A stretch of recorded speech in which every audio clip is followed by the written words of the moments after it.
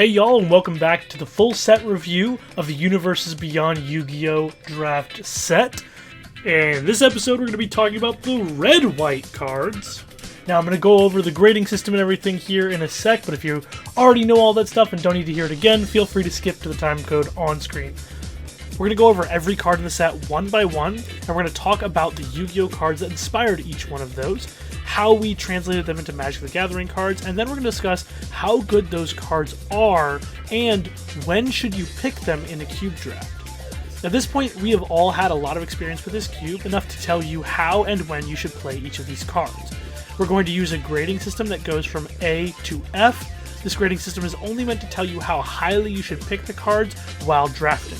And the grades go as follows. A is a bomb that you should often first pick. It can either win the game on its own easily, or is a part of a powerful game plan that is worth getting into as fast as you can. B is a solid card that draws you into an archetype, or a deck type, or a card that can efficiently interact with your opponent. You should pick Bs very highly. Cs are the bread and butter of your deck. Once you have an idea of where you're going, finding the right C-level cards is an incredibly important part of creating a consistent deck that won't just lose to itself. Don't pick these cards super highly, but you do want to make sure you have the correct C-level cards for your deck.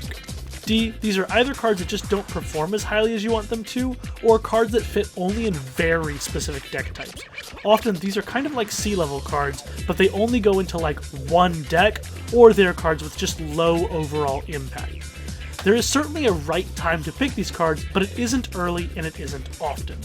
F is a grade that we only give to cards that you should pretty much never pick under any circumstances, and if we gave a card an F grade, it probably means we need to buff that card. So, if you're curious about the set and want to learn more, I have left a ton of resources in the description, including a visual spoiler website that's easy to navigate, a Google Drive with all the images so you can print the set yourself, and a link to our Discord server so you can join us when we draft the set.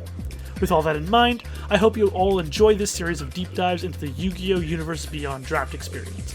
Think of it like a podcast series, with each episode covering a different part of the set.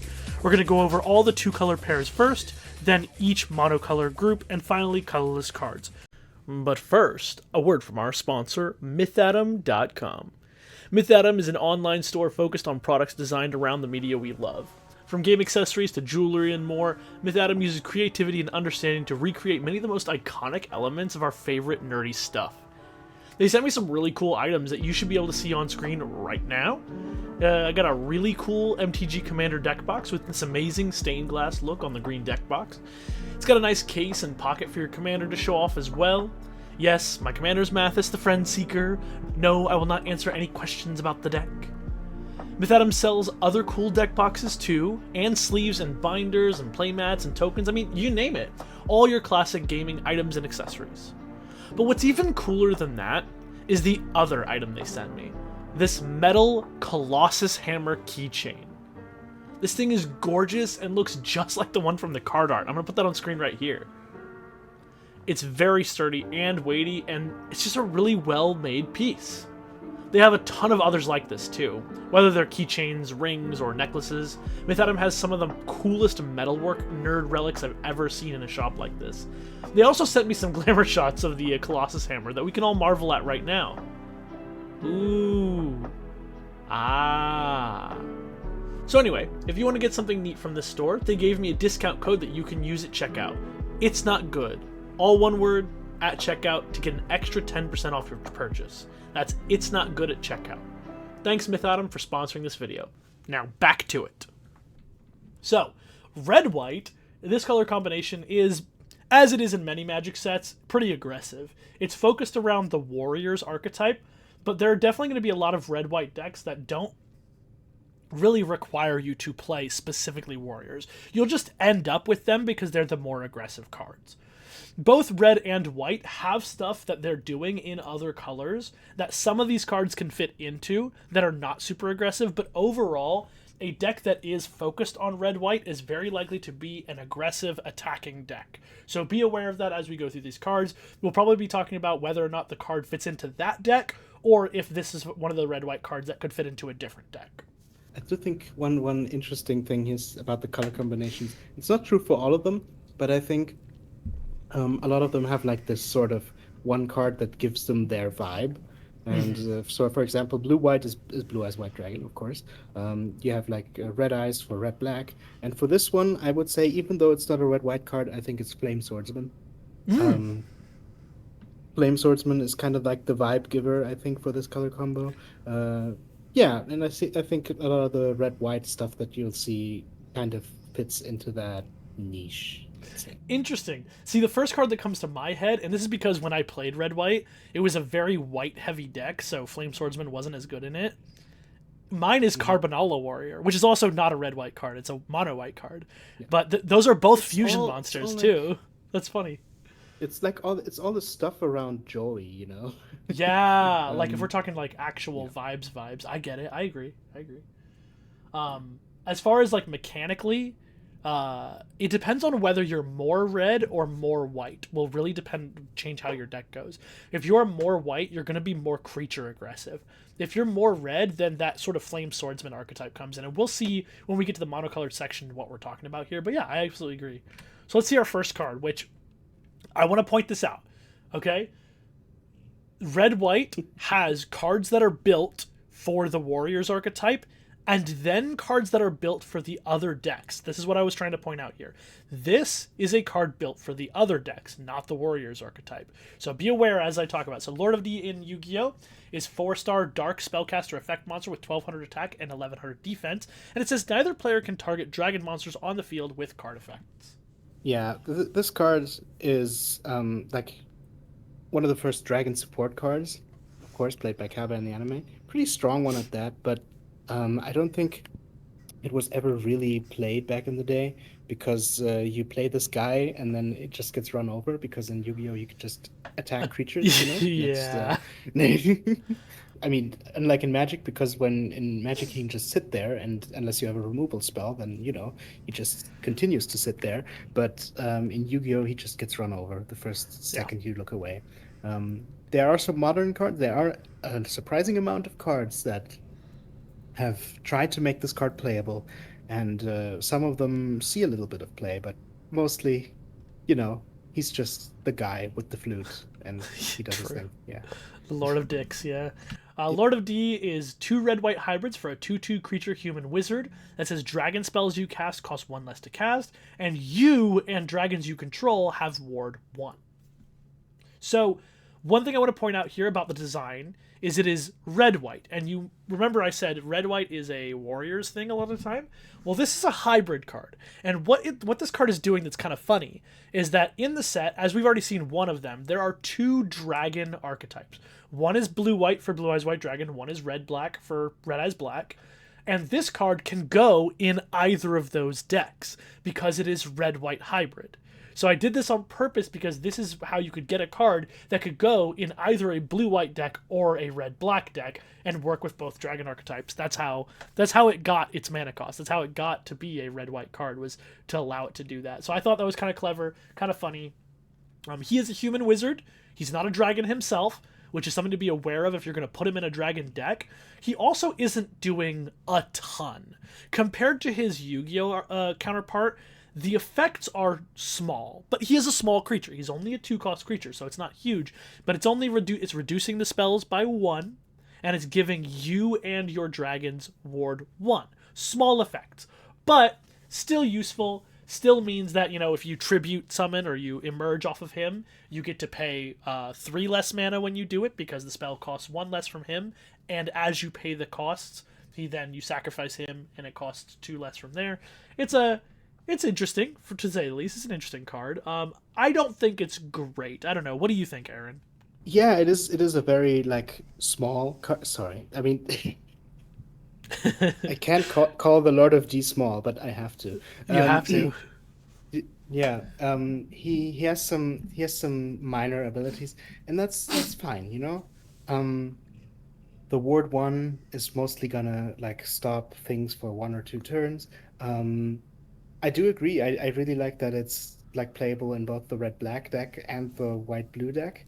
And the Ward One can sometimes actually be clutch if you have like a really like if you stack it on top of a blue eyes, you know, the ward cost stacks, and then you have like blue eyes with Ward 3, for example, suddenly.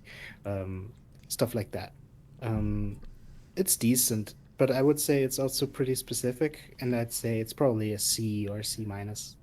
Yeah, I want to give this card like a D plus actually. Um, Hmm. I like him, but the key thing is he doesn't provide you with any value if you're going to sacrifice him for emerge. And he's not a threat himself.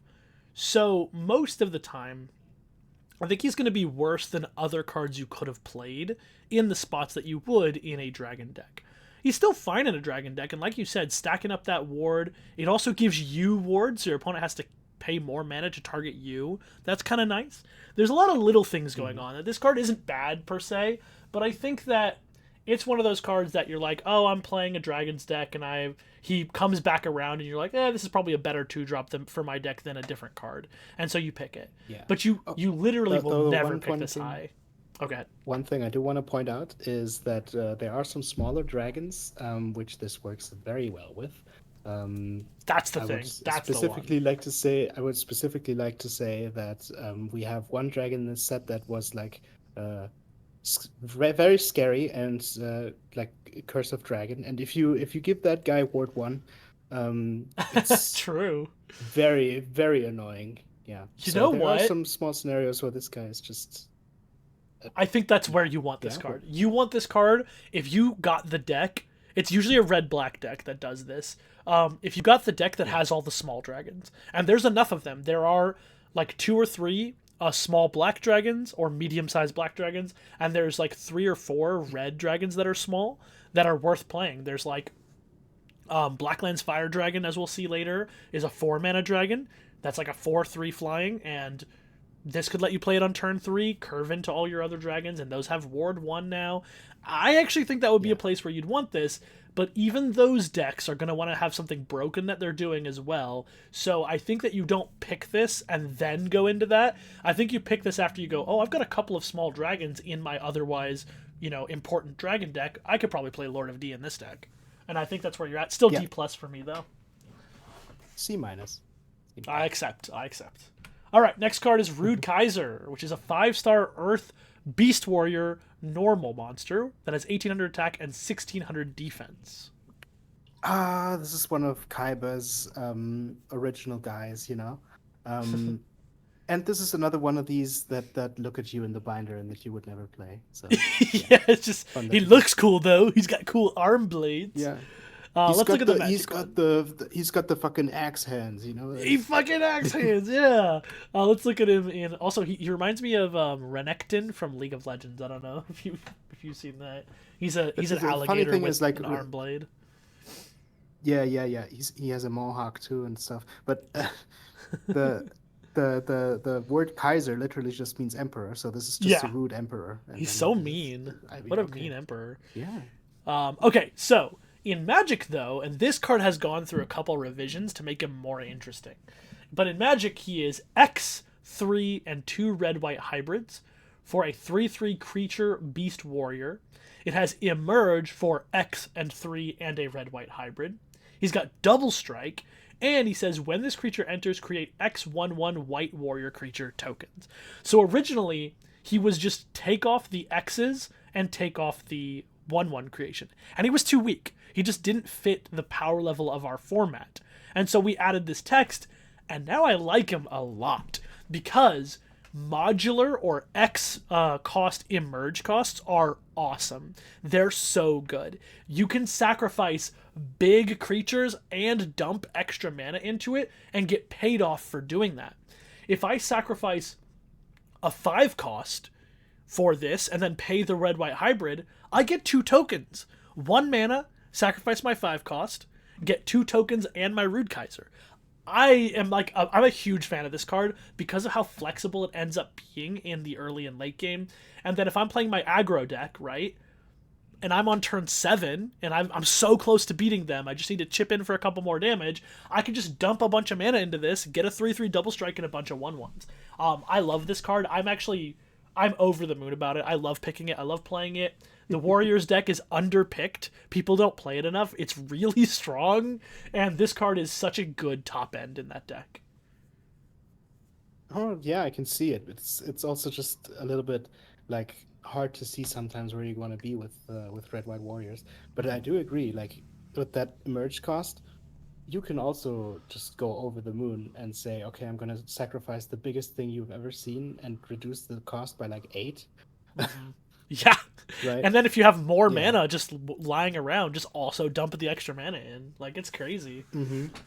Just make like 500 warriors. That's the thing you can do. I will Yeah. say, I'll also, like, if you don't have stuff to sacrifice, you shouldn't play this card. It's not very good when you, Yeah. like, it's too expensive to play without the emerge cost in this format. If we were talking a normal 5 draft mana. format, this would be probably insane in like a normal standard set without the emerge. But we're not talking about that. We're talking about almost vintage power level.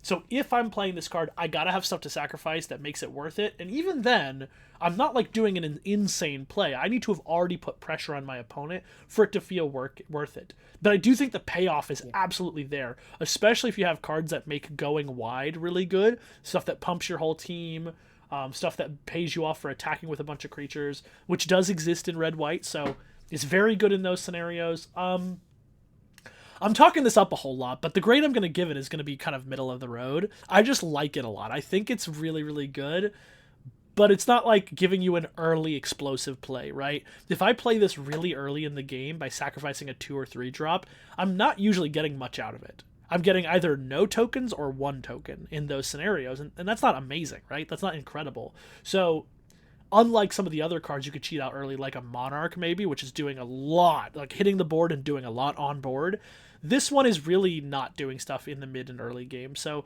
do be aware that this is, again, a top end. I would actually give it a C plus. I do think, I know I talked it up a whole bunch only to give it C plus. I think that's where I put it. I love it. I think it's awesome top end, but you just can't play this card early game, and Warriors decks want to be really fast and really early. So I would say, like, I would honestly give it a D plus because the 5 mana 3/3 double strike thing, like you would never play this for its normal mana cost. You would never pay 5 mana for a 3/3, and then you would also never like pay 6 mana for its normal mana cost to get a 1/1 and a 3/3 double strike. fine, That's I guess you're probably right. Maybe it is like a C, but it is like so flexible. I think in that yeah. maybe I mean, you're not it's supposed to play like this in a Warriors deck. Maybe you're supposed to play this in an Emerge deck because Emerge is like green white. Maybe you're supposed to play it in those decks, and that's where you can pay off the Emerge part a lot, and that's maybe where it's better than actually. I like it, and I want to play it in my Warriors deck, but maybe it's not actually good in the Warriors deck. All right, I'll give it a C. no, I'll put it's it down to not a C. like it's not like the D plus is, oh my god, this is bad. It's just like you only want this if you can pump like 500 mana into it. No, I Otherwise, you agree. will never pay the normal cost for it. No, I'm coming to terms with the fact that your D plus makes sense. Like I get where you're coming. I'm still gonna give it a C because I like it a lot, but I think it's not as good, and it doesn't fit in a lot of places. I think where you, like you're saying, I think where you actually want to play this card is green white Emerge. I think that's where this card goes. It doesn't really go in red decks. It doesn't really go in Warriors decks. It goes in the decks that you can pump all that mana and that you have great sacrifice fodder for its Emerge. I think that's the only place you want this card. So yeah, I'm still gonna give it a C, but D plus is completely reasonable. I think you know what? Let's meet in the middle. C minus. How about it? Meet in the middle at C minus. C minus, sure enough. Oh, though look at the knee pads on this guy. Oh, Look what at the the heck? inline Is he skate knee playing pads. hockey? Yeah, what's going on here? What do you need those for, buddy? I And thought you were an emperor. yeah, and he says with an axe in each hand, and I'm like, well, you're not holding them in. They're not in your. They're on you're your wrapping them arms. around your hand. Heavy Yeah, this is like damage. yeah, Brother, heavy damage. So brother, Legion competes with you, and you're a 5-star. What do you mean heavy damage? Get out of here. yeah, I always get thought it out was of here, funny rude too. Kaiser. I think a lot of what happened is they like were designing attack and defense as if they needed to like equalize, like in Magic they do. But it's not that way because only one stat matters at a time in Yu-Gi-Oh! So the stats don't need to equalize. Yep. And so you get cards like this where it's like 1800, 1600. Those are pretty even stats. That's pretty good. Legend doesn't have that. But it's like, yeah, Legend's just infinitely better because you just leave it in attack position and it kills. Like, what are you doing? The defense points on Legend never matter ever. Yeah, and I think that's where they messed up. I wonder if they were designing the cards before they had the rules of the game. I think that's very likely because the first iteration, the first iteration of Yu-Gi-Oh, before they started like figuring out the rules a little bit in the show and in the manga, like they created the like promotional Yu-Gi-Oh game that you could purchase like for limited. You had to order in and you'd get the deck of cards or whatever that was Yu-Gi-Oh, or you get some of the cards. I don't even remember how it worked before Yu-Gi-Oh was actually a full game, and the manga hadn't established more complicated rules yet, and so because the rules were so nebulous and we didn't really know them at all, they had printed this game that had completely different rules, and the attack and defense stats were like used like the game trump cards, if you've ever played that, and you compare their stats to like see which one's bigger, and then you if yours is bigger, you get to take their card like it's points or whatever. I wonder if when they were designing these old cards, they were still under that thought, like, oh, these cards will be more cards for our silly little promotional game we made. And then someone was like, oh, the writer is coming up with real rules that kind of are a real game. We should probably follow that. And so then they had to just like say, okay, here's how the game actually works. But they never came back and thought as game designers, maybe these stats don't make any sense, which is fine. They didn't need to. They were having a good time. Players who were buying the game just loved the idea of it. Most people buying it were not thinking of like competitive whatever. They're like, look at this cool monster. He's so sick. I'm putting him in my deck. And I'm like, yeah, absolutely. Still sick, yeah. He has two axes for arms. He's got two axes for arms. He delivers heavy damage. So, anyway. He delivers heavy damage, yeah. Let's go to the next one. Thunder Dragon, which is a 5-star light thunder effect monster, sorry. With, wait a second. It's not a dragon. What the fuck? I just realized that. What? Yeah, in fact, this is a thunder. This is not a dragon. That doesn't make any sense. It's of the two things in its name, that was not the one I thought would be its type. It has 1600 attack, yes, and 1500 defense, and you can discard this card to add up to 2 Thunder Dragons from your deck to your hand. What a strange effect. Yeah, and one of the best ones back in the day. Like, this card saw a ton of play. This was really, really good for a few reasons. Number one, probably the most important one, this just instantly +1. drew you a card. Yeah, +1. Instant +1. Instantly. Yeah. And it also put a light monster into your graveyard. Oh shit! I didn't think about that. Oh no, Chaos Emperor Dragon. Oh, and because you went +1, your opponent takes more damage when you discard your hand to Chaos Emperor Dragon. That's crazy. That was not it didn't even matter the discard, but what mattered was that you just this was your light monster. Like, you discard this, and then you can like get Chaos Sorcerer, Chaos Emperor Dragon, Chaos Soldier, and Black Luster Soldier. You know, that was a big use for it. And then the third use, I don't know if this was competitive or not, but there is a fusion monster. I think we have it in the set too, a Twin-Headed Thunder Dragon, which requires 2 Thunder Dragons. This one was one of the only monsters. This was an anime combo or whatever, where you could like use this and use polymerization, and then you can fusion summon with 2 cards instead of 3. Oh, that's so cool. All right. Yeah. I think my design is a little bit of a miss then. I think we could have gone over this one again. I don't mind my design. It works in the set, but I actually should have made my design work as a fusion like thing with this whole text. That's cool. That's so cool. Yeah. All right. Anyway, let's look at the Magic version. In Magic, Thunder Dragon is 3 and 2 white red hybrids. For a 4/4 creature dragon with flying, it says when this creature enters, you may search your library for a dragon card with mana value 5 or less. Reveal it, put it into your hand, then shuffle. So, key thing here. Just like Lord of D, this is a card that's supposed to be able to go into the blue-white or the red-black dragon decks. That's why it's here in the red-white category. it has an enters effect, and it doesn't get it. Like, if you had multiple Thunder Dragons, it could get a Thunder Dragon. But remember, this is a cube, so we don't really want many cards that do multiples of the same card. So instead, it just gets you a card that meets the same stat line, or sorry, same cost line as Thunder Dragon would be. So any dragon that's smaller. Red-black has more of the smaller dragons than blue-white does, but blue-white does have some, so this is probably better in the red-black deck to get things. If I had to do it again, I would redesign this card to do more of what the original Thunder Dragon is doing, but I still think this is a fine card.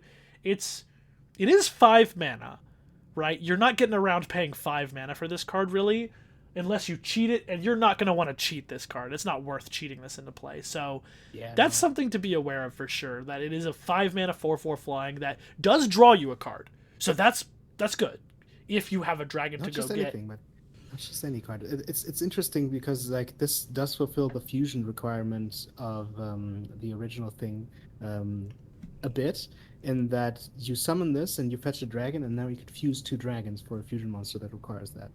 That's true. That's true. That is a pretty big thing. I think the real miss in your design here is that it doesn't search a thunder monster. You know. Stop it! I was not gonna do that. Yeah. Because there is no thunder card in Magic. Yeah. It is interesting though, because like, while it is 5 mana, it's not bad to emerge from this, and it's pretty good with fusion, like you said. You can get your other fusion piece, or let's say you have this and one other dragon in hand, go search up your 3rd dragon and go Blue Eyes Ultimate if you want to. Like, it has a lot of use cases for those things. I just think it's kind of expensive compared to other options that are in this set for this kind of thing. You'll play it in those decks, I think, but you don't pick it super highly. It's not really... It's just kind of filling out your dragon deck. It's a dragon, so all the cards that care about you having dragons or want you to behold dragons, it can do that. It comes into play and puts another dragon into your hand, but I think a key thing here is it doesn't just say search for any dragon. Having it be mana value 5 or less means you can't get your finishers. You can't get your Blue Eyes Abyss Dragon. You can't get your, I don't know, Meteor Black Dragon. No, it's a fusion card, but you can't get your big scary dragons. You can only get smaller dragons, and so I think that does put a big limiter on what you're doing with this card. But we will see plenty of dragons it can hit. Just know that it's fitting a very specific niche. I'm gonna give this card a C. I do think any card that replaces itself, that gives you card advantage, particularly tutors, those cards that search stuff up, are good. They're good stuff to have in your deck, but you got to make it work, and 5 mana is such a commitment at a lot of points in the game that I think what can happen a lot is we talk about these cards, we say that 5 mana is a big commitment, its impact on the board is kind of small, therefore it gets a C, and I think a lot of people might say, wait, what are you talking about? 4/4 for 5 flying that draws you a specific card from your deck is really good, and it can be, but again, the power level of the set is high enough that you should be pickier about your cards.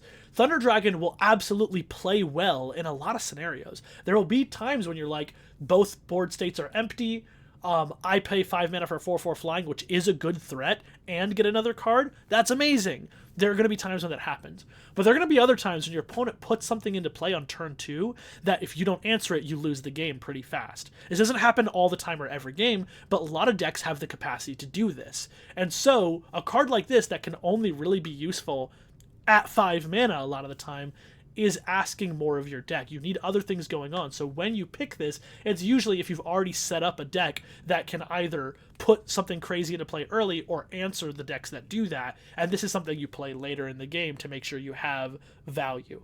That's why I'm giving it a C. Your thoughts? You know what I just realized? I realized that there is a card with dragon cycling in the set, and it's not this one. Yes. And that makes me want to yeah. That makes me want to give this a worse grade just for that. This should have been the one with dragon cycling. I know, and it should have been like red-white hybrid cost for the dragon cycling, so it could go in either of the decks. All right, you know what, Aaron? I might have to write down some of this stuff. So this might be worth putting this change in. Similar to like what was the other card that I said we maybe should have done differently? Or is this the only one so far that I've said we should have done differently? I think there was a typo, I think, in one of them. Oh, that's who cares? Yeah, But yeah, yeah.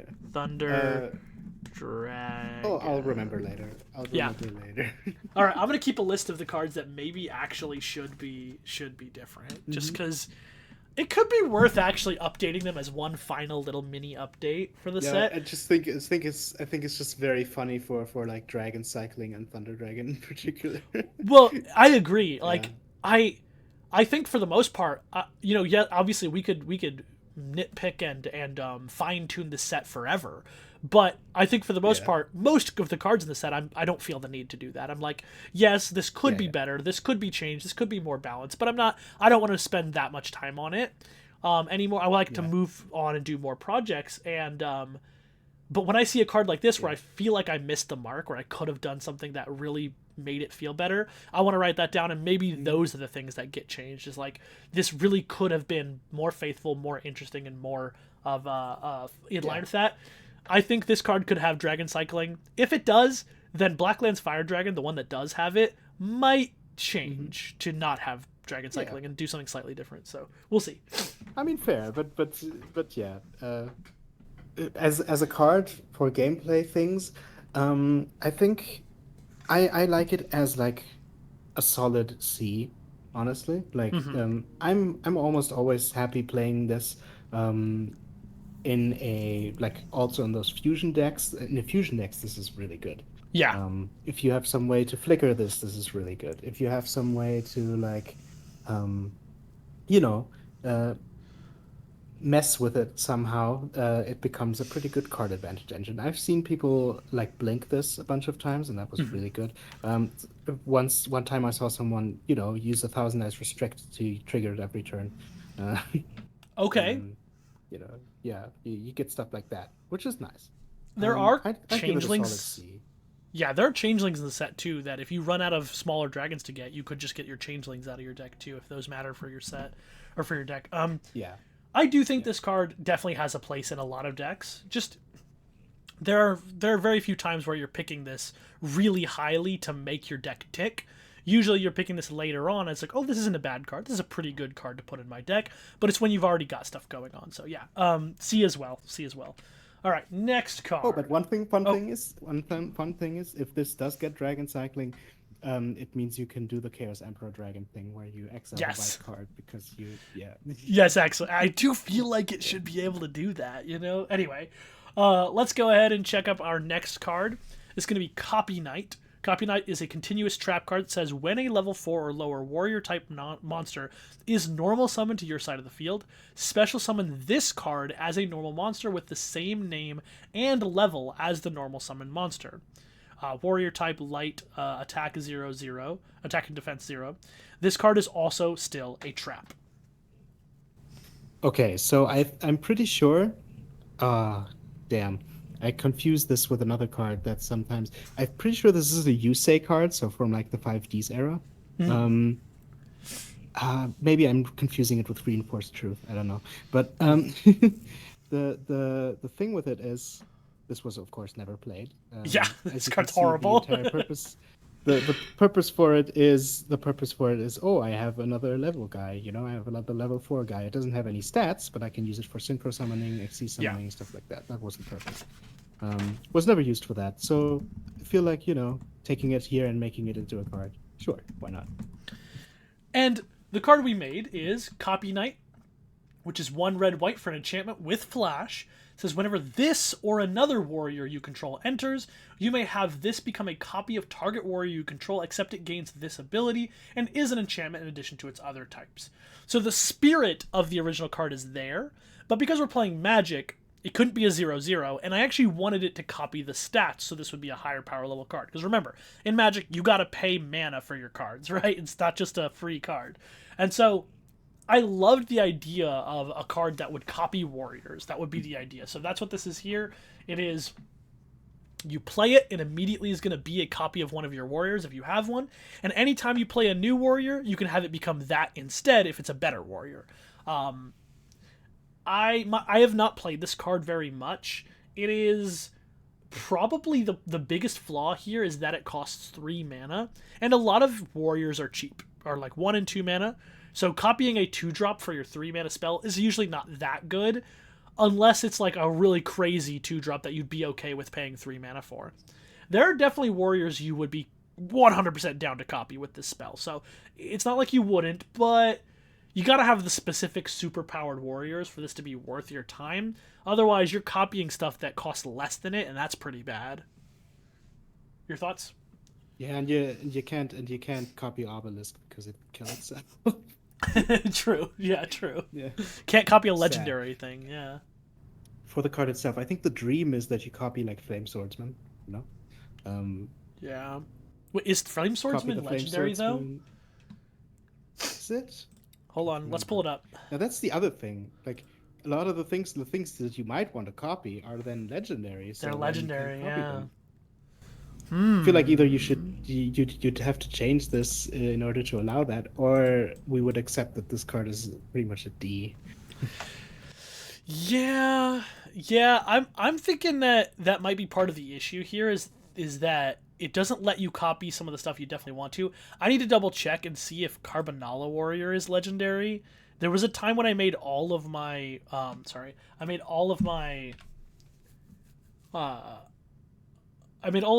fusion monsters legendary for a while. I don't know if I kept that, but I think Carbonala Warrior might be legendary, and if it is, then that's like one of the best things to copy with this, and you can't even copy it, so this card might be kind of just bad. So I'm gonna go with D as well.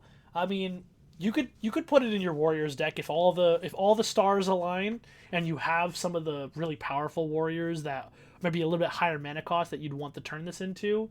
But otherwise, I think this card is pretty mid. So D is where I'm at with Copy Knight. And if it's changed to like legendary creatures, it becomes like a C-, I think.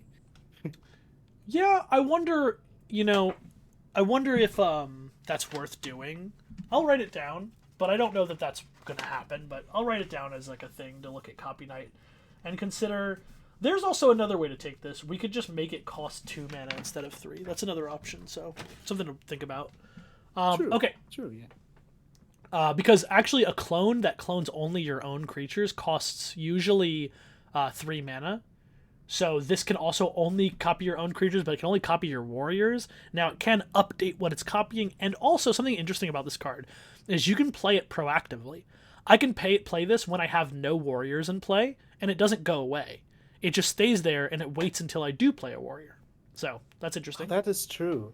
That is true. You can ambush things with it, too. It's got flash, so it's got a lot of upside to it. I don't know if I want to make it cheaper. I think that your thought there that maybe letting it copy Legends would be the best option here. Anyway, D for this currently, maybe a C, C- if we can get it to copy Legends. Next card, DD Warrior Lady. It is a 4-star light warrior effect monster with 1500 attack and 1600 defense, and it says after damage calculation, when this card battles an opponent's monster, you can banish that monster. Also banish this card. Yeah, this card was a staple, a competitive staple in the early days for a very long time, because this basically just said kill anything. Yeah, it does say that. Exactly, like banish it. And the cool thing is, this is a light monster, so again, chaos stuff. When it goes away, it does banish itself, so you don't get the thing. But if you like have a card that discards something, and then you have the light monster in your graveyard, and stuff like that, it's a light monster that also is a removal on the stick.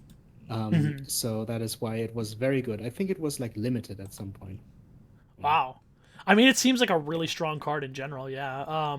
I like it. I like what's going on with it. Let's see what I did with the Magic. So, we in Magic have DD Warrior Lady as 2 red-white for a 4/4 creature human warrior with haste. Whenever this creature attacks, you may exile another target creature. Then, return that creature to the battlefield under its owner's control unless you exile this creature. So, yes, just like the original one, this can kill pretty much any creature as long as you can target it. That is one thing here, is it's got to be able to target the creature. But also it does some unique stuff here. A 4/4 for 4 haste that has some sort of attack trigger like this is pretty decent. This card has done great work. We've played with it. It is a fantastic card. You do need to be playing red-white. You need red and white in your deck, need to be able to cast it, but it does not need to be your main colors. As we'll get into later, the mana fixing in this set is very good, so you are able to play 3 colors reasonably. And if, white or red are just one of the colors that you're splashing into or leaning into, this ends up being a worthwhile card. It's very good. You can blink your own creatures with it. So you target one of your own creatures, blink it, and still get in with your 4/4 and re-trigger their abilities, right? We've seen a couple of cards that are really good with that. This is really good with ritual monsters. I don't know if you've seen this before, Aaron, but if you use this with your ritual monsters, it triggers their ability again because it comes back from exile. So you didn't cast Jesus it. Christ. Yeah, it's really good with I played this with Blackluster Soldier, and I was just like, sacrifice a creature, you lose 2, I gain 2. It was just so awesome. But you can target your opponent's creatures, and if it's a creature that you really need to get off the board, you can choose to exile Warrior Lady as well as theirs. They both go away. Or if you just want to get rid of a blocker, you can target their creature and it comes back tapped. So you're still attacking through and they don't get to block with that creature. So there's a ton of flexibility. It may be a 4-mana card, but it is worth every bit of that 4 mana. I am a huge fan. This card has been amazing every time I've seen it. Huge fan. Love it. Worst case scenario, it's like a 4-mana removal spell that exiles, which isn't even that bad. Love this card. I would give this a B at least. This card's awesome. Yeah, yeah, yeah. I think there's some very interesting things here too. Like 4 mana 4/4 with haste is a good stat line. Mm-hmm. Um, the exile another target creature and it returns. You will almost never want to use this to remove a blocker, but it can do that. Right. Like if your opponent's creature doesn't have an ETB or something, then you can just remove it. It comes back as a tapped blocker, and it can't block. So that's an interesting use, and of course your own creatures and stuff, and removal.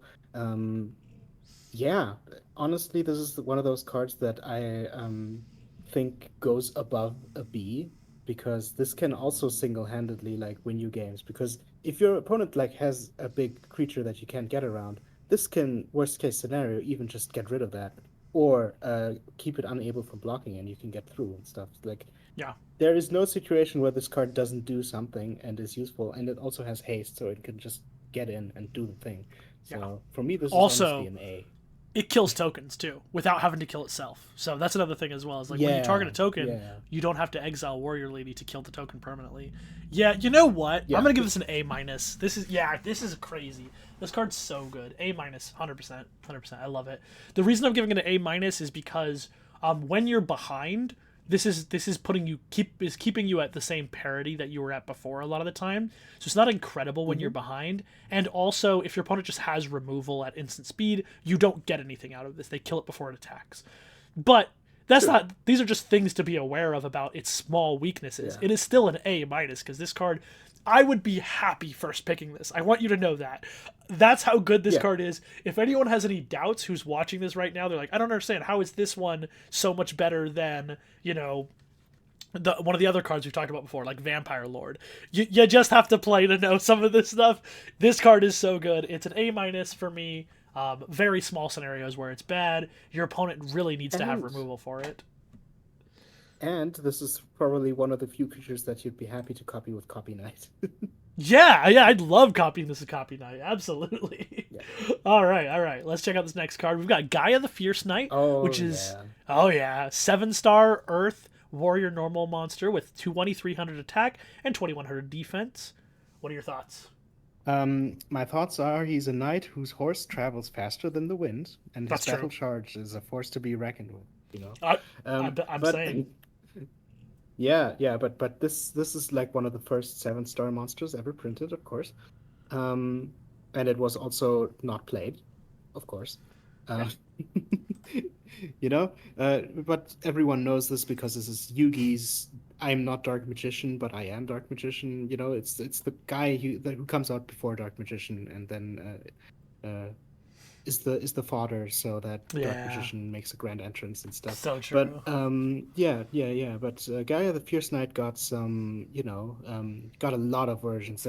There's tens of versions of this card. Hmm. Some are retrains, some are smaller, some are this card was so popular. There are like um 15 Gaias with Hmm. different names to and yeah. One of them was competitively viable. This one was not one of them, but this is one of the first 7-star monsters ever printed.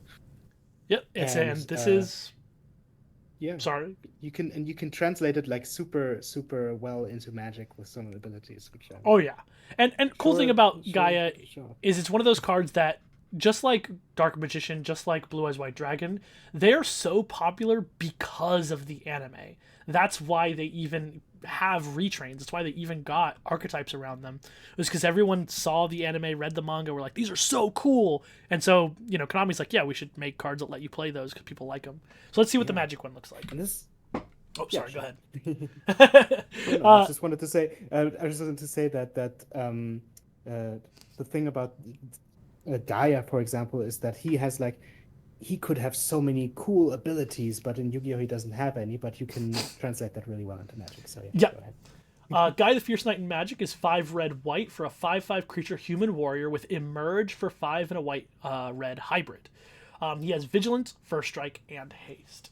This card was actually designed alongside some of the really early designs where I was turning, big tribute monsters into Emerge creatures. So with the Blue Eyes White Dragon, the Red Eyes Black Dragon, all of those. This is the only one that didn't get changed ever because this set of abilities was just that powerful. Blue Eyes White Dragon got an additional line of text. Red Eyes Black Dragon got additional line of text. Uh, uh, Dark Magician got additional changes made to him to make him more interesting. This card, on the other hand, nah, this works, dude. This just hits. Guy the Fierce This just Knight, slams. This he just just slams, spears, dude. you know. Vigilance, First Strike, Haste. That is so good. You just put them in, slam them for 5, and they can't attack you because you've got a Vigilance First Striker. So their attacks are very bad. This card, on its own, is already doing what you need it to do. You do have to emerge it. You don't want to pay 7 mana for this card. That's not going to be a reasonable way to do things. But thankfully, its emerge cost has the hybrid, so you can play any red deck, any white deck. Honestly, if you've got just a couple of creatures that are worth sacrificing, slam this. I think this is really worth it. It's a very efficient and easy card to use. It's a scary threat. I know it doesn't have a bunch of extra text going on that makes it super worth it. It's a warrior, but it's one of the warriors that maybe you don't care that it's a warrior as much as some of the other ones because it's a bigger card. You can just play this in a red or white deck that has the ability to emerge it for 3 or 4 mana, right? If you can play this on turn 3 or turn 4, I guess it's very unlikely you can do it turn 3. There's a couple of cards that let you do it, but if you can play this on turn 4 as a 5/5 Vigilance First Strike Haste, that's enough. That's doing the trick, right? Despite all my ramblings, I don't think it's like a super high score, but I think that you never feel bad. It is interchangeable. There are other emerge creatures you could put in the same slot, but it's pretty darn good with just what it does. It's scary. Your opponent's gonna have to deal with this. So, what are your thoughts, Oh Aaron? yeah.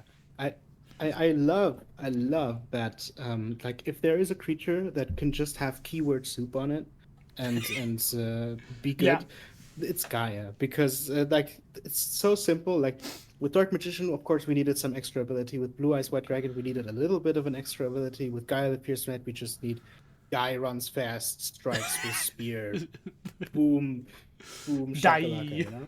Die. Yeah, yeah. And yeah, we continued that tradition, of course, with another card in the set. But Mhm. You'll um, see. no, this is yeah, this is just I really like this card, and yeah, as you said, like just playing this feels really nice. I would give this a C plus, honestly, because it's just so you never feel bad playing this. You always have a good time. Um, and yeah, I like that this is a lot more playable than the original, for sure. Yeah, I would probably just give it a C. I think C plus is reasonable too because of how good it feels to play. But there are some emerge creatures that you feel fine casting for their full mana cost. This is not one. 7 mana for this kind of sucks. I mean it's a good card still, but it's like that can never be a game plan. Your game plan is always to get this out early, right? That's what makes it so good. So I would say C. because there are other emerge creatures that serve that exact same purpose, but this one's a good one. So if you see this and you're looking for an emerge creature in red or white, pick it, grab it. If you're looking for an emerge creature, if you don't have enough cards in your deck that put pressure on your opponent, this is a great one to do it. So C is where I'm at with it, but it's awesome. It feels good to play. So there's one more thing that I noticed, and now I'm looking out for things that work with Copy Night. True, this works with Copy Night. All right, hold on. We might have cracked it. This is actually... Hold on, wait a second. Now we know how to use Copy Night. However, I would like to say that this is a named creature that's not legendary, which means I didn't notice that it worked with Copy Night until later, because in my mind every named creature is legendary. So I was like, well, fair enough. Wait a minute, this isn't legendary. So your option now is make Copy Night better, or keep Gaia the Fierce Knight as a non-legendary, even though it's one of the creatures that is named. It's fine. It's fine. We'll figure it out. I do think I'll make Copy Night work with legendaries just so that you don't have to worry about it. This is a great one. Cool thing about it too is you can play the Copy Night before you play Gaia, then play Gaia and just swing for 10 with both of them. That's awesome. So anyway, next card. I'm going to give this a C, but C+ is reasonable. Here's the other one. Gaia the Dragon Champion, which is a 7-star wind dragon fusion monster with 2600 attack and 2100 defense. What the heck? It just gives it 300 more attack? Really? Damn, that's so sad. Yeah, I mean, aren't fusions awesome? Aren't they really good? Don't you want to play fusions in every deck? Oh, fuck, that's so funny. All right. Yeah. So it fuses with Gaia the Fierce Knight and Curse of Dragon. So this is Gaia riding a Curse of Dragon. That's pretty clearly what it is. What are your thoughts? I think they are like, they are probably fused somewhere. I don't want to know where. But yeah, right. This was obviously just an anime card. This was never played. There are actually retrains of this that have nothing to do with these two cards. There's an Xyz monster that is just a dragon and a knight riding on it, and this is a reference to it, and that was played a lot. And I think it's called Gaia the Dragon Champion. No, Gaia the... God damn it. I don't know what it's called, but it was an Xyz monster that was played. And so Gaia the Dragon Champion got played, but not this card. That's so funny. Okay, all right. Yeah. So let's see what the Magic version looks like, how we made it good. Gaia the Dragon Champion is 6 red-white for a 7/6. Legendary creature. This one's legendary. All right. So I definitely got to do that with it. Dragon Warrior that has fusion for 5 and a red-white hybrid. Your materials need to be a warrior and a dragon. And then it has flying, first strike, vigilance, lifelink, and haste. So it adds in flying and lifelink to your Gaia the Fierce Knight, and gives it +2/+1. I mean, come on, that was like keyword soup 1 and keyword soup 2. We had to have a Satalpa in this set. We had to. You had to. Yeah, and this one is a house too. I think the card's pretty good. I will say the big difference is you have to pay 6 mana for this. You can't get around that. You could cheat this into play, and it's not a bad card to cheat into play, but it doesn't give you any value. So when you cheat this into play, whether that's through a fusion cheat, or whether that's through reanimating it from your graveyard, or whatever, or cheating into play from your hand with a Dragon Cheats card, there's a couple of those. Those are all great ways to use this card. And I like it. It's just know that you're not getting value. This card does not give you value. It's all about pressure. But it's fantastic at pressuring your opponent. 7 power, very hard to block, gains you life. So if you're racing, you're winning that race at that point, no matter what. It's worth the 6 mana if you can play it. Another card that if we change Copy Night would be really good with Copy Night, which would kind of be fun. I would be into that. Yeah. But it is weak to just like your opponent has good removal and now you put all these resources into a card that didn't pay you back for putting those resources in. I think this is worse than Gaia the Fierce Knight, but it is very scary. And if let's say you're trying to build a deck that cheats like dragons or something into play, right? You're trying to build one of those decks. This isn't a bad card to pick. If you're building fusion cheats, you're building dragon cheats, whatever it is, take a second look at this card. Unlike Blue Eyes Ultimate, I wouldn't pick it early if you're doing that. I would pick it later on after you're already there and you're looking for another card to fit into that archetype. So, It's pretty good for that, but just know 6 mana, you got to discard your 2 cards. Certainly is pretty good, but it costs you, you know? It'll kill your opponent really fast, but it costs you. What do you think, Aaron? Yeah, yeah, it will kill you pretty fast. It does beat Blue Eyes in a 1v1. True. It's got Point that first out. strike. Yeah, yeah. Not ultimate though, luckily. Oh, thank goodness. Yeah. Phew, dodged a bullet there. That would have been a bit It's like, what the heck? What happened to Gaia? He really got a glow up. Damn. yeah. Um, but I do like that you can just feed, a token, a warrior token or something, and a dragon from your hand into it, and then you have like this guy. Hmm. I think it's pretty dope. I'd honestly like. Ooh, I'll give it a C because with the payoff is pretty nice, but you need stuff for it. Yeah, funny enough, I'm thinking the same thing. Give it the same score as Gaia, but or as Gaia the Fierce Knight, but I would pick Gaia the Fierce Knight, I think, above this card a lot of times. However, one thing to Hmm. really note about this card is I said it costs 6 mana, but it is not a 6 drop that takes up a slot in your deck if you're doing that. You put it in your side deck so you never have to draw a dead 6 drop. That's actually a huge deal. That's so much Yeah. bigger. Like a normal 6 drop, if you put it in your deck and you're trying to play a fast deck, it's going to clog up your hand and you'll draw a slow card. This one doesn't work that way. You don't have to worry about that. You only just cast it when you're on turn 6 and you happen to have 6 mana and you're like, oh, I've got a warrior token and a dragon that I can put into this. Boom. All right, we're doing Gaia now. And I think that actually bumps up his power level quite a lot in my eyes. I think sometimes I forget that when you're using fusion, this card's not in your deck, therefore it's not slowing you down. I think that's huge for this card, even in a super aggressive deck. It's not slowing you Yeah. down, even in those decks. You just hit turn 6 and go, I'm going to close out the game with Gaia the Dragon Champion. That puts me to. Oh, This might be better than Gaia the Fierce Knight, actually, given that. hmm. The That's opportunity interesting. cost Yeah, I is would lower, also like is what I'm to. saying. I would also like to point out. I think this is one of the very few extra deck monsters that we gave this set that has haste. True. Um, that is a big deal because haste, from the extra deck means it comes from out of nowhere, literally. Hmm. Um, so your opponent has an empty board state, and then they sink some mana into it, and suddenly they have like a 7/6 with haste out of nowhere, which is Wow. damn Yeah, nice. It's yeah. nasty. This card's going up. I'm gonna give it a C plus. I'm still not gonna go too much higher because as for like Mhm. other fusion cheats or cheating cards in general, there are way better ones for that purpose.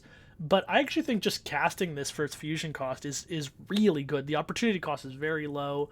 Oh, by the way, if anyone saw the fusion text and saw it say or from your command zone and wondered why that was there, it was just something we added so that players who want to use these cards for commander can put fusion cards into their command zone and cast them that way if they want to. Just in case you're wondering, we're not using the command zone in normal draft. It's still outside the game with that, and you can have multiple fusions in your extra deck essentially still. But just wanted to call that out. Yeah, I'm gonna give this a C plus. That's Yeah. pretty good. That's pretty good actually on that front. I'll be a good boy and go to a C plus two, honestly. Okay, sounds good. All right, next card. Magic Cylinder. All right, here's another card that does not go into the Warriors deck. It is just a red-white card for other purposes. Mana fixing's good. You can play it in a lot of other types of decks. In Yu-Gi-Oh! It is a trap card that says when an opponent's monster declares an attack, target the attacking monster, negate the attack, and if you do, inflict damage to your opponent equal to its attack. I want to say something real quick. I've played this in Yeah. almost every single Yu-Gi-Oh deck I played early on. This is in almost every single one. Do you think it was good? In my area, like playing with my friends who were not good at the game, yeah, I thought it was awesome. Yeah. This is the another one of those really, really awesome playground cards. Uh huh. It has its moments. It has its moments. This was never in any meta deck or anything. But um well, I wouldn't say it wasn't in any. I think it was even limited at some point. I think because Burn was so strong. Yeah, yeah. There was a Yeah. time when Burn was so strong where you would just play three of this, and this was just annoying because it was like a negate attack and a burn card in one. Um, but it wasn't. I don't think it was limited because it was actually good. You know, there are Mhm. cards that are limited because they're good, and then they're limited because they're annoying. And this one was annoying. That's Um, so funny. I and was playing it in a yeah, burn deck actually. That was the main one. The last deck who I would have thought? played, it was the last deck I played before I stopped playing Yu-Gi-Oh, was a burn deck with this in it and everything. I stopped playing Yu-Gi-Oh because my deck got Uh, stolen and I was very hmm. mad because I was a kid. I didn't have many resources, and so finding cards was really hard for me, and I had worked really hard to put that burn deck together, and someone stole it, and I was like, okay, I quit. I'm done with Yu-Gi-Oh. That's what happened to me. Someone having their deck stolen seems to be a canon event. I had that happen too. See, whenever I got But my Magic deck stolen, I didn't do that, and that's probably because I was so much more invested in Magic that getting it yeah, stolen wasn't. I was way too invested at that point to be like, oh no, now I'm gonna quit. And that deck was also a casual deck. I had built specifically a casual Magic deck to play with my friends, hmm, and I was a competitive player at the time, so it was like, oh, this casual Magic deck, it got stolen, but it did have like money in it, like money cards in it, which really fucking sucked. And hmm, they weren't mine; they were my dad's, yeah. and I felt really bad. Anyway, that sucked a lot. Oh Anyway, man, yeah, yeah. No, this is one of those cards that a lot of new people, new players think, wow, this is gonna, like, especially in the older days, wow, mm-hmm. this is gonna really mess someone up. And it was not that good. But there are a lot of Yeah. good videos. There are a lot of good videos of someone attacking with like a 10,000 attack point Winged Dragon of Ra and then getting Yeah. smacked with this. Um, Like the yeah, specific decks that win through like one dude with a lot of attack. It's like, whoa, I had the magic cylinder. That's the time. Yeah, that's yeah. funny. There's an entire video by DZeef about why this card is wasn't played. But Hmm. there are, funnily enough, like one or two support cards for it too. That's so Because yeah, funny. well, it's just that iconic. Yeah, Yeah. love it. Okay, well, let's look at the magic version, which is red white for an instant trap. That its ability is the next time a creature of your choice would deal damage to you this turn, prevent that damage. If damage is prevented this way, this spell deals that much damage to that creature's controller. Its trap trigger is if an opponent attacked with 3 or more creatures this turn, you may pay 0 rather than the spell's mana cost. So, first things first, this is very similar to a magic card called Deflecting Blow. Deflect, what is it called? Fuck. I forgot what it's called. Hold on. Let me look it up. God damn it. Deflect, deflect, not deflecting palm. There we go. It's deflecting palm is the card this is similar to. It's not the same. This card only can redirect creature damage. It cannot redirect any spell or any effect. It has to be creatures. And deflecting blow, I believe, can be any source. So that's one difference there. But to pay you back for that, it can be free if your opponent attacks with multiple creatures. And I just want to call it here. This is the first, I believe, trap we're seeing with a trap trigger. This is using, it's very funny. Some of the traps from Yu Gi Oh! I've translated into Magic the Gathering traps. If you saw the original video, I talk about how this works. In Magic, traps are instants that can be cheaper or free if a certain condition is met during the gameplay. And this is doing the same thing here. So, redirects the damage, prevents it. It's not that good, but it is funny, and sometimes you can just like, you know, hit them for 12 when they attack with their Blue Eyes Ultimate or something. It can be free if they attack with multiple creatures. It's okay. It's the thing about deflecting palm in Magic is it's not very good. It has been played, but only against decks that are doing exactly the I swing with a 15/15, right? It was a sideboard card when it was played in Modern. And this is worse than that card because it can't hit like instants or sorceries that are dealing a lot of damage. And it only deals it back to your opponent. I actually think this card's pretty bad. I just wanted it to feel Yeah. like original Magical Cylinder, which is good because original Magical Cylinder was apparently bad, and so this one's bad too. I would give Yeah, this it's shit D minus maybe F. I think it's an F. You probably shouldn't play this card. It's an F. no, no, no, no. I wouldn't give it an F because there is the option that you don't even care about the colors and just play it. Um, Yeah, then you have to you have to be a defensive deck that your opponent is attacking into with 3 or more creatures. It'd be funny though, and I really hope that people do Yeah, that because it's a yeah. blast. You know, an F in this set doesn't mean it doesn't belong in the set. You know, it can be here. It's for fun. It's cool. It's got flavor. It's very similar to the original card. It's very iconic, but it's not very good. It's just, you know, I'm fine with it. I would still give it an F, maybe an F plus. You know, give it an F plus. I think there is like I think there is like there are some scenarios where you would want this card. It's probably a sideboard thing. I'd go with a D minus, but I agree. It's probably Yeah. closer to an F. It's definitely also a sideboard card, really. If your opponent's attacking you with a bunch of small creatures, this is actually pretty bad, right? You're not actually going to get much out of it. But if they are hitting you Mm, with something huge, um, like they're trying to get you with a Dragoon or a Blue Eyes Ultimate or something, this isn't so bad to side in. It's okay to give you that extra turn, put pressure back on your opponent, but not amazing. Yeah, definitely a yeah. sideboard sort kind of bad card. So love it. F. Oh yeah. Uh, it's cool though. I'm One, glad it's one, here. one small thing. You mentioned Dragoon. It's nice because this gets around ward and stuff. This It gets does. around protections because it says creature of your choice and it doesn't target, which Hmm. means anything that is, hexproof or stuff like that uh, can still get magic cylindered. Yep. That's the That's way why I it's say better than Blue the Eyes Yu-Gi-Oh Ultimate. version. As I say, Blue Yeah, Eyes Ultimate has Ward 6. This does not care. They'll still take 12 damage yeah. back at their face. So anyway, uh, next card's Marauding Captain. It's a 3-star Earth Warrior effect monster with 1200 attack and 400 defense.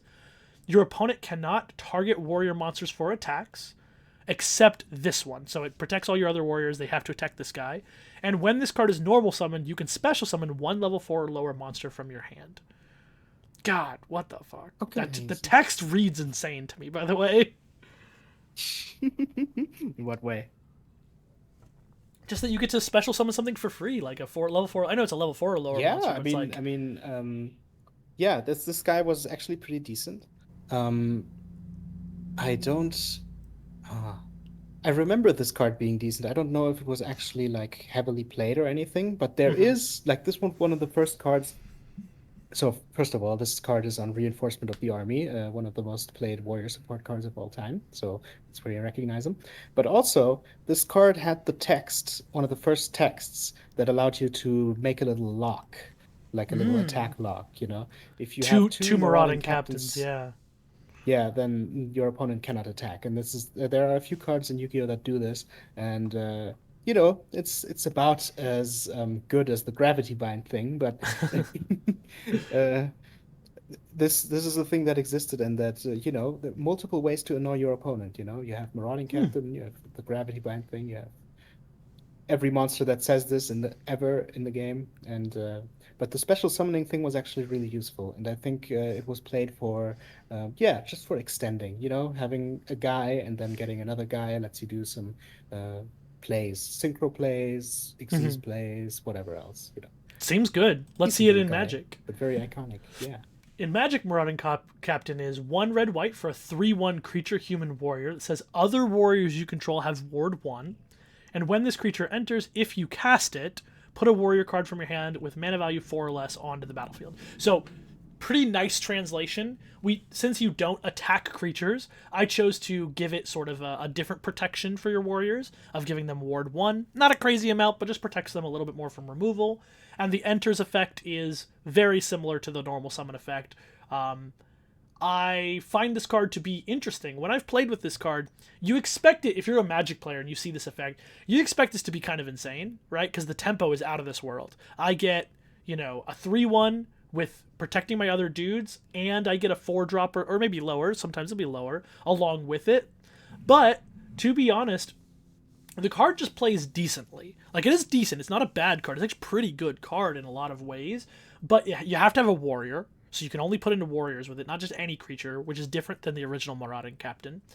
And also, you have to have that in hand, right? And sometimes you won't have something amazing to put into play with it in your hand already automatically when you play it. Now, these are me just giving it conditions. It's still really good. When you play, you can put DD Warrior Lady into play, and then blink this with DD Warrior Lady. Oh, sorry, no, it says if you cast it. Sorry, I did that on purpose. Okay, It only lets you put a warrior into play if you cast it. Sorry, my bad. But you can still put DD Warrior Lady into play with this, and then attack with the Warrior Lady at your opponent's thing, and the Warrior Lady has Ward 1. Like, pretty good. It's pretty good. What are your thoughts, Aaron? Hmm. Yeah, I think it's like the thing with mana value 4 or less warriors. Sometimes there are less of those than you would think. Mm-hmm. You know, Yeah, um, yeah, you can. There are a few, but like when you only have one marauding captain in the entire cube, and then other people, like someone saw DD Warrior later and picked her and stuff. Um, the things you're cheating in are probably like a Bebo warrior for like 2 mana or something, you know? It's not that crazy. Um, it is pretty decent though that you get a small little bit of protection for your entire team, and the tempo is nice. I'd say it's like hmm, it's not as insane as it looks. I give you that. I yeah. think it's like a C plus, a C plus. That's exactly where I'm at. I think this is a C plus. It looks crazier than it is. If we're talking constructed, if you got to play it in a constructed deck, yeah, it would skyrocket in power, right? This becomes one of your best plays on turn 3 if you're constructed. But we're not, right? We're playing draft, so you have to put it together. And so I think C plus is more reasonable. If you put in like a 1 drop, it's okay. It's like pretty mid, but it's okay. You're not feeling horrible. And a 2 drop is decent. A 3 drop is decent. 4 drop's crazy, but I think if you put anything into play with this, it's not too bad. Decent tempo. If you put nothing into play, though, the card's really bad. So there is a really like a floor that really sucks with this card for this format, which is why I agree. Yeah, C plus. Okay, next card. Yeah. One Oh, thing I didn't yeah, it doesn't have the warrior lock, which gives me true. like minus points for that. I'm not putting that in there. We're not doing No, that. no, no, I'm kidding. I'm kidding. All right. Next card is Reinforced Truth, which is a trap card that says special summon one level 2 or lower warrior type monster from your deck. You cannot conduct battle phase during the turn that you activate this card. Yep. So this card is also from 5Ds. I know this because the monster on there is called TG Striker, I think. Mm. And yeah, this card was very, very good, if I remember right. Um, for certain for decks at the time, because having a trap card that summons a monster from deck, that is very rare in Yu-Gi-Oh! Like Mm-hmm. um so having like a thing that can just summon a small guy, and usually those guys have some pretty decent effects, you know. Mm-hmm. I remember this being pretty decent, but then also not for too long, because this is a trap card, and this was released right around the era where trap cards started to lose a little bit of their favor, so to speak. Mm-hmm. So it was always a pretty good card, but never, out of the world. Cool. Yeah, interesting. So, when translating this card into Magic, it's gone through a couple of iterations. I originally had this card trying to mimic the you can't attack the turn you activate this card. And we had to do some really weird jumping through hoops to make that happen because of the way words work. Magic abilities and restrictions can't be retroactive. In Yu-Gi-Oh, they can. In Yu-Gi-Oh, it says you cannot conduct your battle phase the turn you activate this card. That means you can't activate this card if you've attacked, right? It also means that when you activate it, you then cannot attack afterward. But in Magic, you can't have it say that. If you have it say that, you can attack first, then cast the card, and it's fine. So I didn't want it to do that. I also wanted to make sure that you were casting it such that that drawback would come into play. So I did a bunch of jumping through hoops. And when we played with it with the jumping through hoops, it sucked. It was like a really bad card. And so we ended up on just let's remove all the restrictions and just let you cast it for 2 mana instant, red white instant, search your library for a warrior card with mana value 2 or less, put it onto the battlefield, then shuffle. Just keep it nice and clean. This plays a lot better.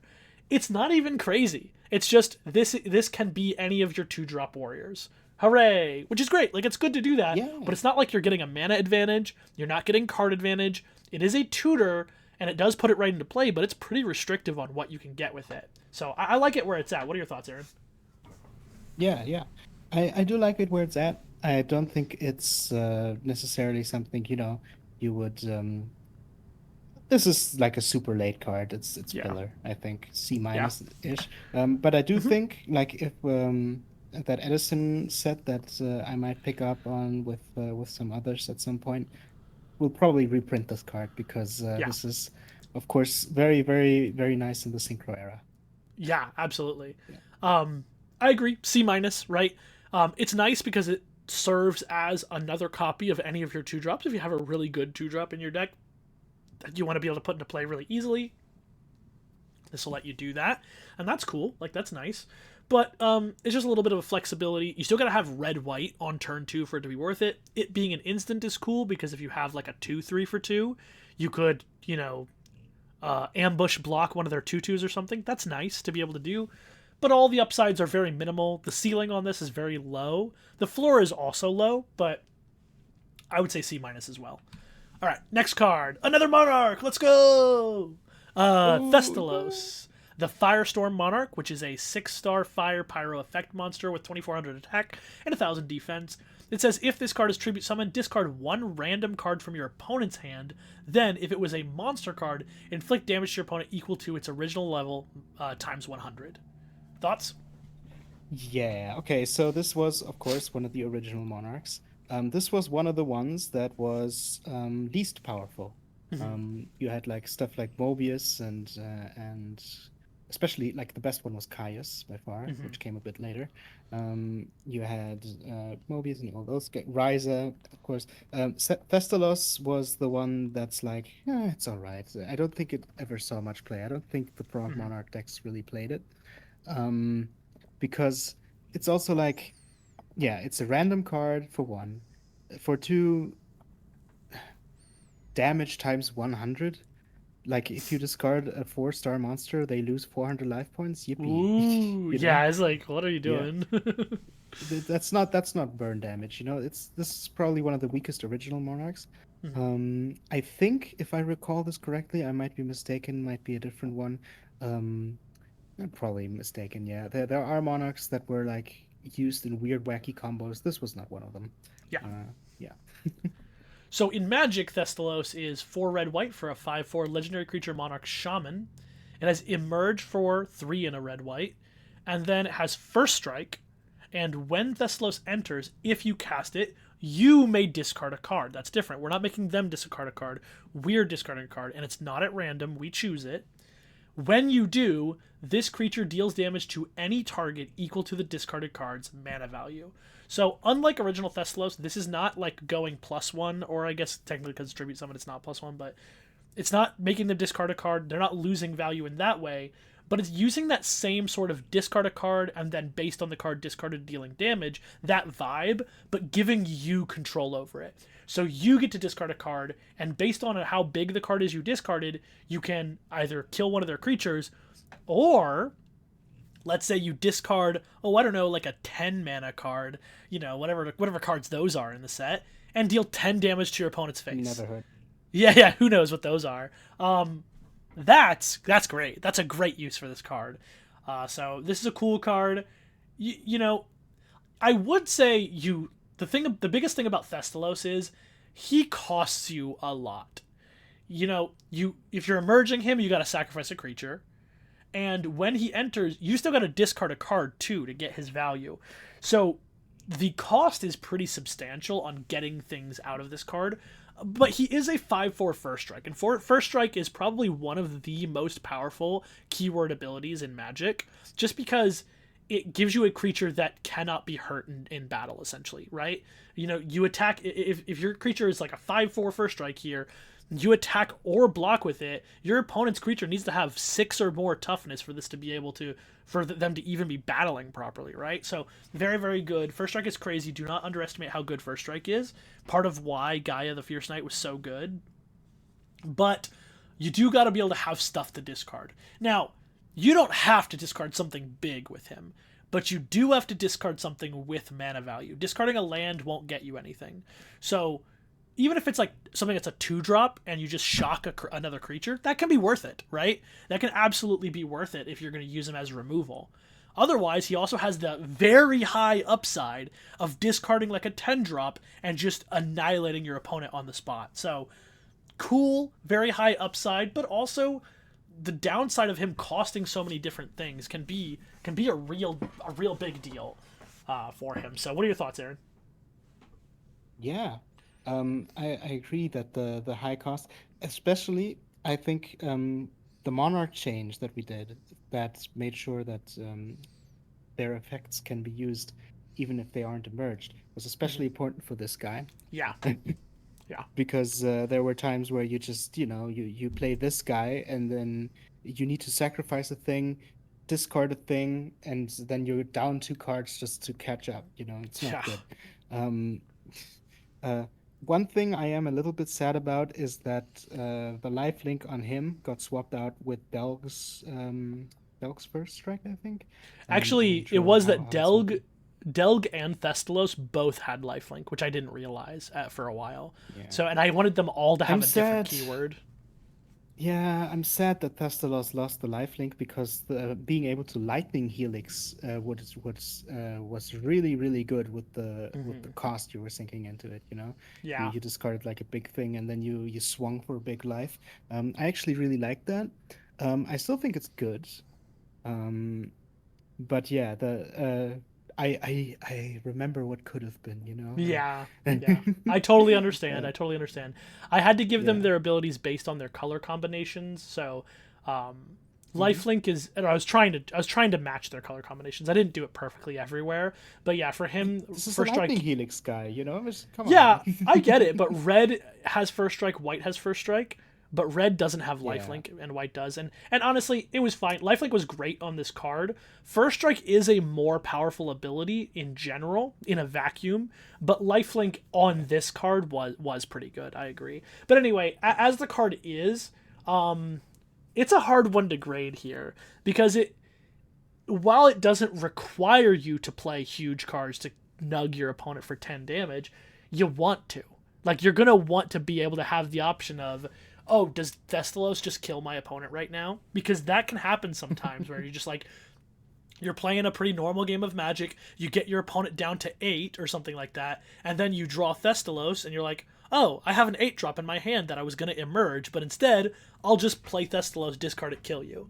And that's great. Like, that's super good that you can Yeah. do that. You're playing your Gaia the Fierce Knight, and you nug him for 7. Like, these are really, really good options that Thestalos gives you. So his ceiling is super high. But I want to give him. I don't want to go too crazy on him. I think I do think he's one of those things where you could pick him kind of early, and it's okay because once you pick Thestalos early, you're wanting those 10 drops. I'm gonna pick a 10 drop just so I can discard it to Thestalos, and that's great. You want to be able to do those options. So, I want to give him like a B minus. His downside is real, right? The downside of needing to discard a card and needing to have something with actual mana value discarded that way, that's a real deal. But it could also just be a good thing to be able to do, and he has what we call reach in Magic.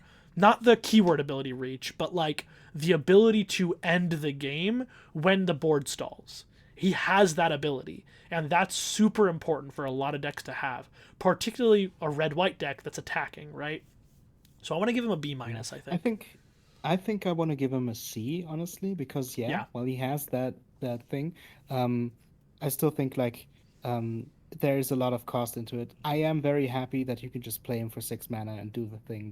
yeah, That makes him quite a bit better. But it's also a two-color card, meaning you need to play kind of in these colors, which means yeah, for me it's a C, sure, honestly. totally. One of the things I want to mention as well is he's nice in a Monarchs deck because we'll talk about the Monarchs deck later. But the Monarchs deck that plays a lot of Monarchs, you've got a lot of 6 drops in your deck because they all cost 6 mana, and so you get to discard for a 6 power like or a 6 hit. That's pretty cool too. So anyway, Yeah. next card, Twin-Headed Thunder Dragon. Oh hey, Ah, here it is. Here there it you is. go. It is a 7-star light thunder fusion monster with 2,800 attack and 2,100 defense. You fuse it with 2 Thunder Dragons. So you would have discarded your first Thunder Dragon, get the other 2, and then fusion summon this bad boy. Yeah. That was the combo. I don't know if this was actually ever like really good. But I do know that Thunder Dragon was iconic enough that they made a very, very good modern deck around it. I don't know if you know that. Thunder I Dragon has an didn't. entire archetype around it. That's Um, awesome. it also has like one of the fusion monsters that basically like I think it's banned again, or is it legal again? I don't know. It's basically one of the most infamous floodgates, similar in the vein to Jinzo. It basically stopped your opponent from searching their deck, and that was a Ooh, fusion monster. Uh, Also a thunder dragon, big thunder dragon guy. Yeah, he's not a that's dragon though. that's the stuff. You're right. He's a He's a thunder. He's a thunder. thunder. What are you doing, Konami? It doesn't make any sense. All right, Yeah. all right. Let's look at the Magic one. So in Magic, Twin-Headed Thunder Dragon is 3 red, red, white, white for a 7/5 creature dragon that has fusion for 4 and a red, white hybrid that needs 2 dragons as materials. It has First Strike, and then it says whenever Twin-Headed Thunder Dragon enters or attacks, look at the top 4 cards of your library and reveal a dragon card from among them. Put that card into your hand and the rest on the bottom of your library in a random order. Now you'll notice it doesn't have flying, and that's because look at the art, dude. There's no wings there. This does not have flying. Okay. Anyway, it doesn't have flying, but it does have First Strike, 7 power First Strikes, kind of nuts as we saw with the Gaia the Dragon Champion. This fusion cost is only 5, and this can generate card advantage, but it's only going to be able to get you dragons. So do be aware that while that trigger is cool that it enters and attacks to get that ability, it's only dragons you're putting into your hand, and you're only looking at the top 4. So if you didn't build a deck that has a lot of dragons in it, you're really not getting actual card advantage off of this card. I think that's one of the things that makes this card more specific. You're playing it in a dragon deck. You had to discard or sacrifice 2 dragons to get it out, and you need to have more dragons in your deck to get value out of it.